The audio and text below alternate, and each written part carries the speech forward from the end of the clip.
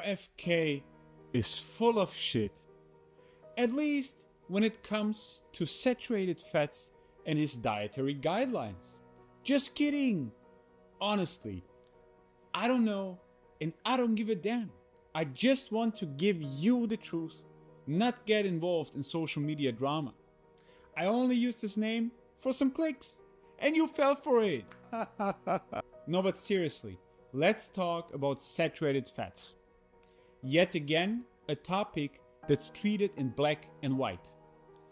And again, it all depends on the details. When will you finally get that? I will give you the absolute truth in this video. And once again, expose all the social media lies. I will tell you if and which foods that contain saturated fats are actually good for you. If you are like me, care about the truth, like, comment, and help build this channel. And now, follow for more. My name is Iggy, and yes, I'm qualified to talk about these topics. I studied sports and nutrition science, have helped many people reach their best selves through a purely plant-based diet, and starting today, I'm your guru. You can call me a guru, so let's go! There's no clear evidence that saturated fatty acids are inherently unhealthy. RCTs show effects, but these depend on what saturated fatty acids are replaced with. Observational studies are inconsistent due to measurement errors, replacement nutrients, and the lack of differentiation by food source and preparation method. We can't look at food components in isolation. We have to evaluate the effects of whole foods. But social media scientists only understand that principle when it supports their favorite narrative. When it doesn't, they conveniently throw those logical foundations right out the window. Honestly, people are full of shit.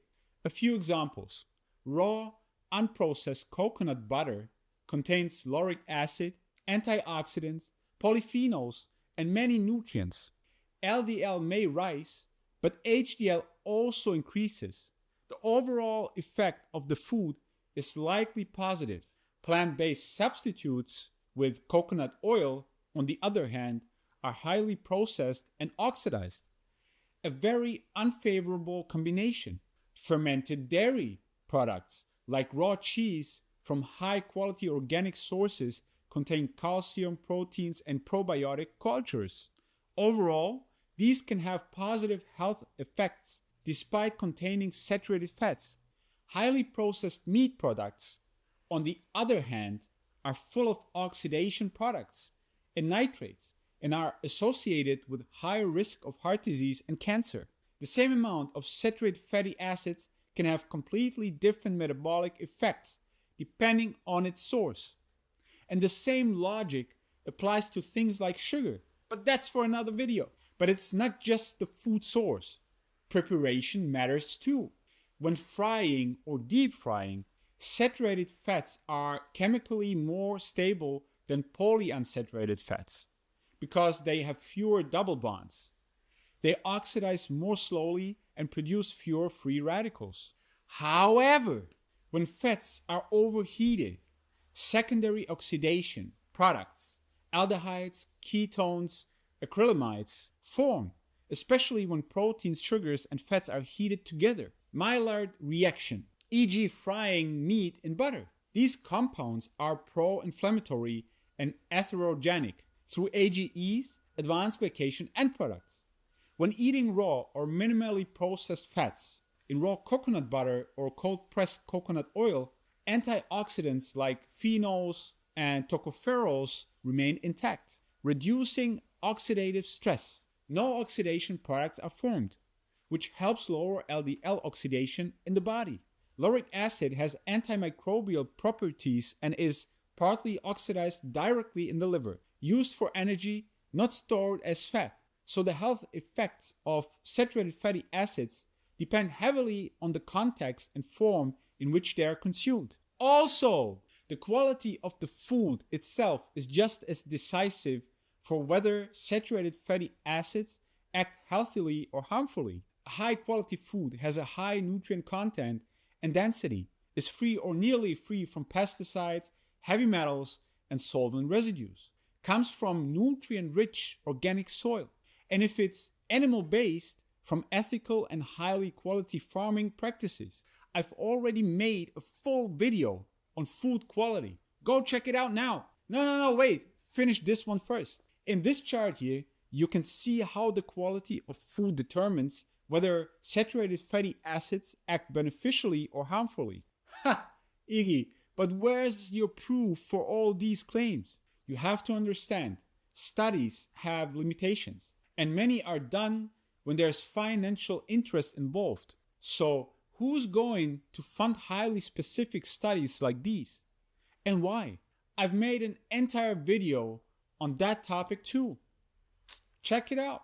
There you will learn all about study limitations and biases, why studies are still necessary, and how to interpret them to get one step closer to the truth. Go watch it.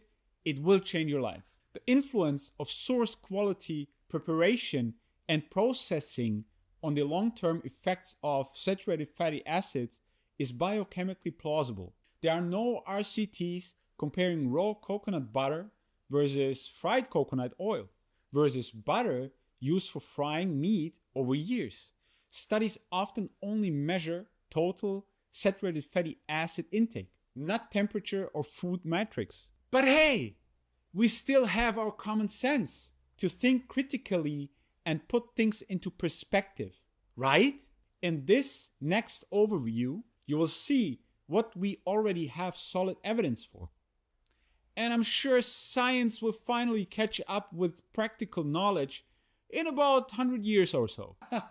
You can wait if you want, but I wouldn't recommend it. From my practical work with real people, I can tell you this. When my clients apply what I teach, eat high quality, unprocessed, intelligently prepared foods, and cut out potentially harmful ones like ultra processed shit, pesticide laden, and heavily heated products, their health always improves. Always. So listen up and learn. In my videos, you will find everything you need to know about health and nutritious eating.